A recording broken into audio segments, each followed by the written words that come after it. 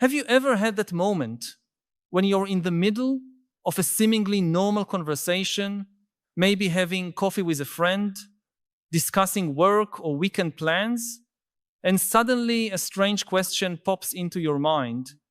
Is all this even real? I'm not talking about a dramatic existential crisis or a sci-fi episode. I mean that subtle, almost imperceptible moment when you look around and for a split second, everything feels artificial, like you're watching a very well-produced movie of your own life. Maybe it happens when you're endlessly scrolling through your social media feed and realize you've been consuming videos of people you don't know for hours, living lives that seem more exciting than yours, and you ask yourself, when was my real life replaced by this constant performance of an edited version of myself? Or maybe it happens at work, performing tasks created by others within systems you didn't design, following rules no one can fully explain, and you get the eerie feeling you're part of a game whose rules were changed without anyone telling you. This feeling isn't new in human history, but it has never been as widespread and persistent as it is today. What you're experiencing is the result of one of the deepest transformations our species has ever undergone, the shift from a tangible, relatively stable reality to one increasingly mediated, constructed, and manipulated by systems operating beyond our individual comprehension. For most of human history, questioning reality was a privilege reserved for philosophers, mystics, and those with enough time to ponder abstract questions. For the majority, reality was what you could touch, smell, taste, and see directly. You woke up with the sunrise, worked with your hands, spoke to people physically present, and your biggest concerns were tangible: finding food, staying warm, caring for your family. The stories that shaped your understanding of the world came from oral traditions, sacred texts, or local authorities you knew personally, but something fundamental has changed in recent decades. Today, most of our experience of reality is mediated by technologies that transform, filter, and reinterpret information before it even reaches us. You no longer wake up with the sun, but when an algorithm decides it's time, based on sleep patterns analyzed by sensors you barely notice, your views about the world are shaped not by direct observation or conversations with neighbors, but by news feeds programmed to maximize emotional engagement, not truth. Your relationships are mediated by platforms that profit from your attention and therefore have a vested interest in keeping you connected as long as possible, even if that means amplifying conflict or fostering dependency. The result is that you live in multiple layers of reality simultaneously, and it's not always easy to distinguish where one ends and another begins. There's the physical reality of your body, gravity, and basic biological needs. There's the social reality of your relationships, responsibilities, and roles in your community. There's the economic reality of systems of exchange, labor, and consumption. And there's the digital reality, which is both artificial and profoundly real in its consequences for your life. When you question reality today, you're not just questioning the fundamental nature of existence, like Descartes or Plato. You're questioning which of these layers are authentic, which are artificial constructions, and how they interact to create your subjective experience of what is real. Modern technology doesn't just mediate our experience of reality, It creates entirely new forms of reality that didn't exist before. When you interact with artificial intelligence, you're having a real conversation with an entity that lacks consciousness as we understand it, but can affect your thoughts and decisions in very concrete ways. When you participate in a virtual economy, buying digital items with real money to use in worlds that exist only as code, your actions carry real economic consequences, even if the context is entirely fictional.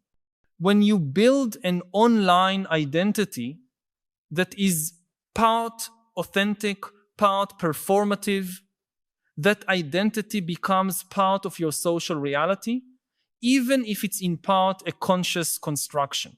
This multiplication of reality layers creates a phenomenon we might call ontological fatigue.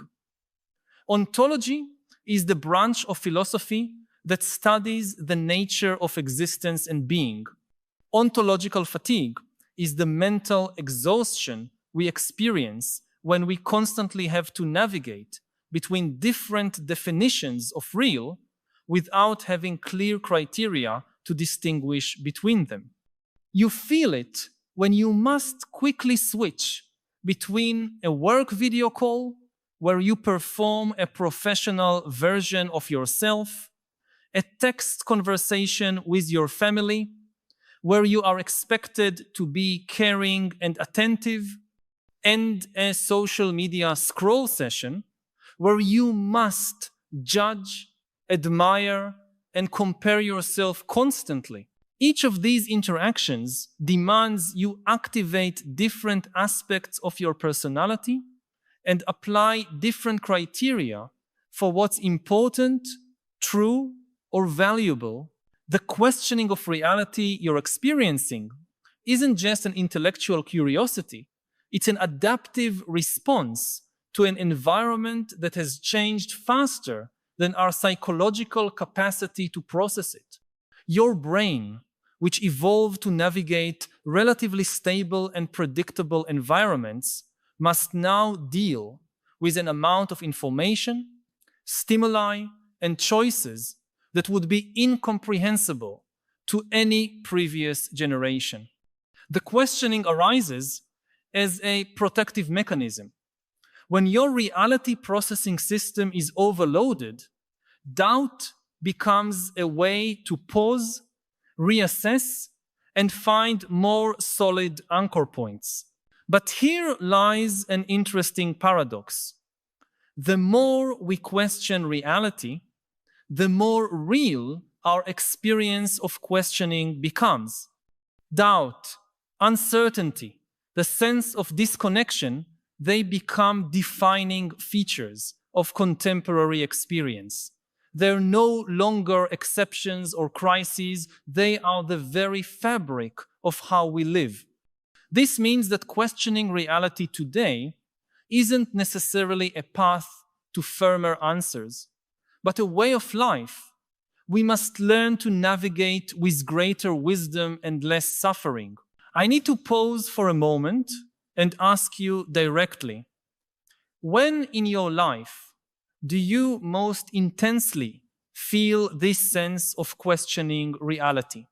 Those moments when you stop and ask if you're truly living your life or just following a script someone else wrote for you? I know that many times we keep these questions to ourselves, perhaps out of fear of seeming too philosophical in a world that values fast answers and superficial certainties. But here, in this space, your deep reflection is welcome. Share in the comments, I question reality when. Your honesty might light the path for someone going through the same experience, showing that we're not as alone as we think when facing these fundamental questions. The question isn't how to stop questioning reality, but how to question more productively and with less anxiety. That requires developing what we might call ontological literacy. the ability to consciously navigate different layers and types of reality, recognizing the characteristics and limits of each without losing our basic orientation.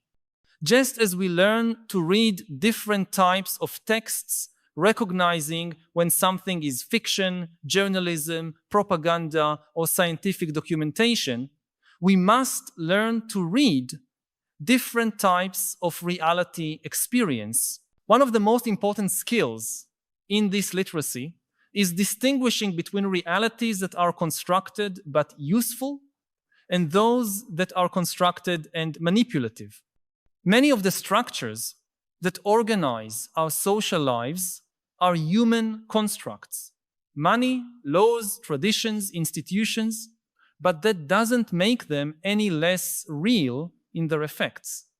Money is a collective fiction, but you can't pay your bills with a philosophical observation about it being a social construct.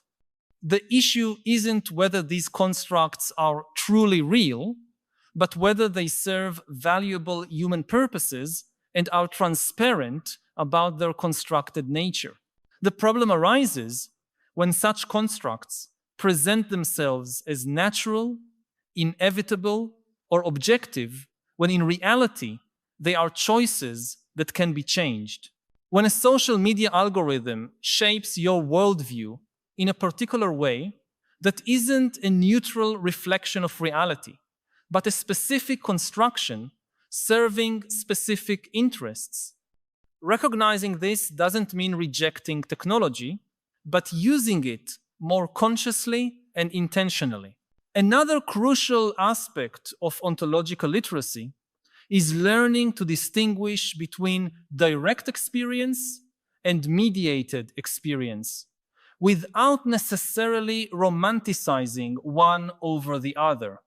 Direct experience has the advantage of being less filtered by systems you don't control, but it's also limited by your senses and your unique point of view. Mediated experience can greatly expand your understanding of the world and connect you to people and ideas otherwise out of reach, but it is also vulnerable to distortion, manipulation, and system limitations. The goal isn't to choose one form of experience over the other, but to develop the ability to move consciously between them, recognizing when each is appropriate and what its specific limitations are. It's like switching between physical tools. You use a hammer for a nail and a screwdriver for a screw, not because one tool is objectively better, but because each is suited to specific tasks. Questioning reality becomes problematic when it's accompanied by chronic anxiety, decision paralysis, or a constant sense of disconnection and meaninglessness. But when practiced as a form of conscious attention and investigative curiosity, it can become a source of wisdom and resilience. A person who questions reality in a healthy way isn't constantly in existential crisis, but has developed the ability to observe how different experiences are constructed and how they themselves participate in that construction. One of the most surprising discoveries of this inquiry is that you have much more power over your experience of reality than you usually realize. While you can't control all the systems and structures that shape your life, you do have meaningful choices in how you interact with them, how much attention you give to each type of stimulus, and how you interpret and respond to the information you receive. The simple act of paying conscious attention to the processes through which your experience of reality is built already begins to shift that experience. This isn't a form of solipsism or denial of external reality. It's the recognition that reality, as we experience it, is always a collaboration between what exists independently of us and how our mind processes, interprets, and responds to that information. By changing how we attend and interpret, we don't alter the basic facts of the world, but we do change our experience of those facts in ways that can be deeply transformative. Contemplative traditions have always recognized this, but today we have increasingly solid scientific evidence that conscious attention can literally modify the structure and function of the brain.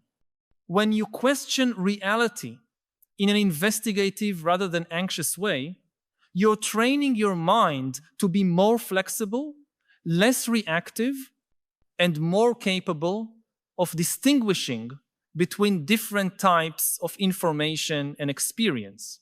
This training becomes especially important as we move into a future where virtual reality, artificial intelligence, and biotechnology will create even more extraordinary possibilities for mediated experience. In a few years, we may have virtual experiences indistinguishable from physical ones in terms of sensory intensity. We may interact with AIs that simulate personality and emotion so convincingly it will be hard to remember they're not conscious. We may modify our own biology and neurology in ways that fundamentally alter our capacity for perception and emotional processing. In such a context, the ability to question reality in a healthy, discerning way won't be just a philosophical curiosity, it will be a survival skill. People who can consciously navigate between different types and layers of experience will have a significant advantage over those who passively accept whatever experience is presented or who fall into existential paralysis amid the complexity of choice. But perhaps the most important discovery in all of this is that questioning reality, when done wisely, doesn't distance us from authentic human connection. It brings us closer. When you recognize how many of your experiences are constructed and mediated, you develop a deeper appreciation for moments of direct and genuine connection. When you understand how your attention is constantly contested and manipulated, you learn to direct it more intentionally toward the people and activities that truly matter to you. A person who questions reality in a mature way does not become cynical or disconnected, but develops what we might call compassionate realism. The ability to see clearly how things are constructed without losing the capacity to engage fully with them when it is appropriate and beneficial. It's like learning to enjoy a movie even knowing it's an artificial production, or forming deep friendships even while recognizing that many social conventions are cultural constructs. The future of humanity may depend to a large extent on our collective ability to develop this form of wisdom. As we create increasingly powerful technologies to shape experience and perception, we need populations that are able to use these technologies consciously instead of being used by them. This doesn't require everyone to become professional philosophers, but it does require us to develop a basic form of literacy about how our experience of reality is constructed and how we can participate in that construction more intentionally. Questioning reality in this context becomes an act of both individual and collective responsibility. It is a way to maintain our autonomy and capacity for choice in a world that is constantly trying to automate those choices for us. It is a way to preserve the possibility of authenticity in an environment saturated with simulations and performances.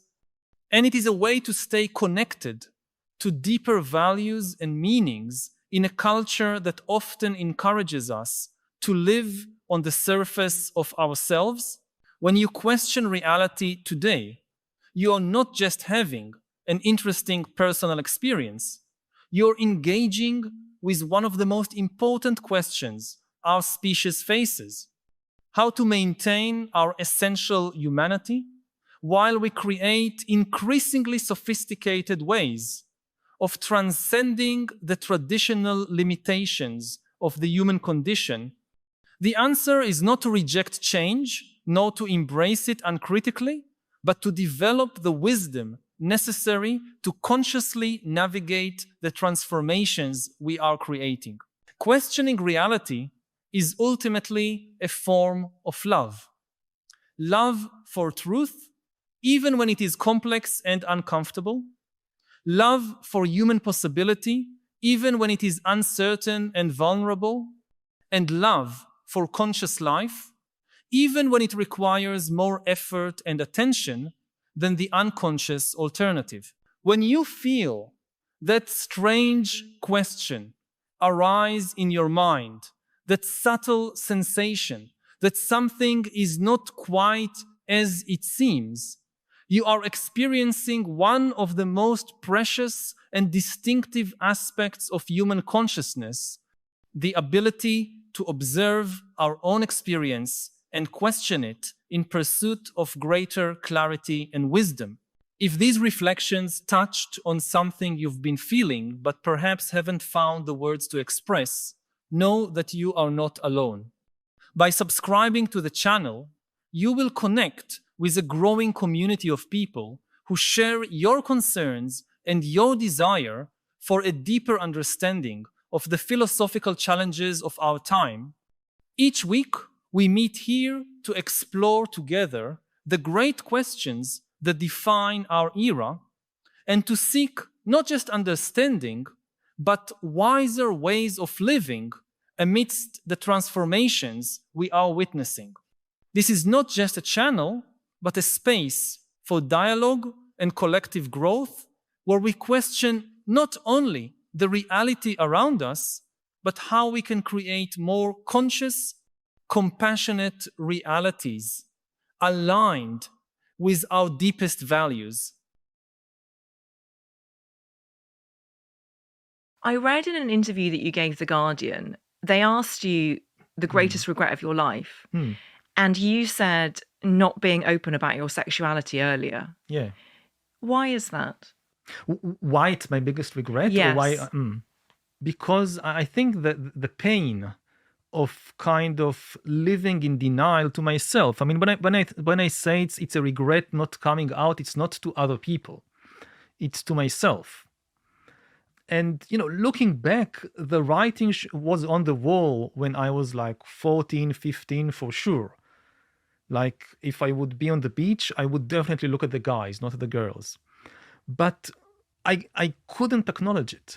Like I had a divided mind.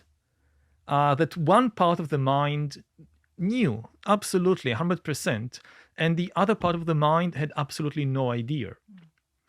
And again, it was just too much to handle, I guess.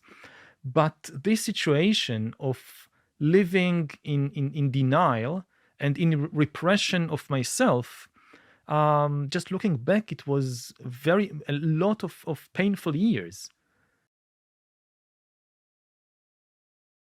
Imagine an AI that makes billions of dollars. The richest person in the US in a few years will not be Elon Musk or Jeff Bezos or Mark Zuckerberg. It will be an AI.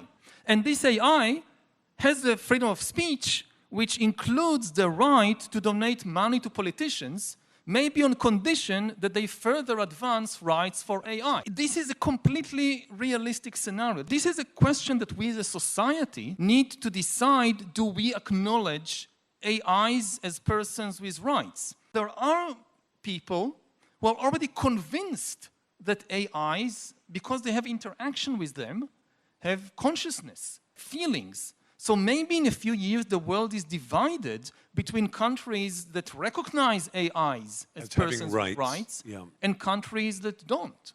Since the Islamic Revolution in 1979, they had the hijab laws, which says that every woman, when she goes out, walking or even driving in her private car, she must wear the hijab. And until today, the regime had difficulty enforcing the hijab laws because they didn't have, millions of police officers that you can place on every street. A police officer, if a woman drives without a headscarf, immediately she's arrested and fined or whatever. In the last few years, they switched to relying on an AI system. Iran is now crisscrossed by surveillance cameras with facial recognition software, which recognizes automatically if in the car that just passed by the camera, the facial recognition software can identify that this is a woman, not a man, and she's not wearing the hijab, and identify her identity, find her phone number, and within half a second, they send her an SMS message saying, you broke the hijab law, your car is impounded. And it's not like there is a report that goes to the court and some human judge goes over the data and decides what to do. The AI immediately decides, okay, the car is confiscated.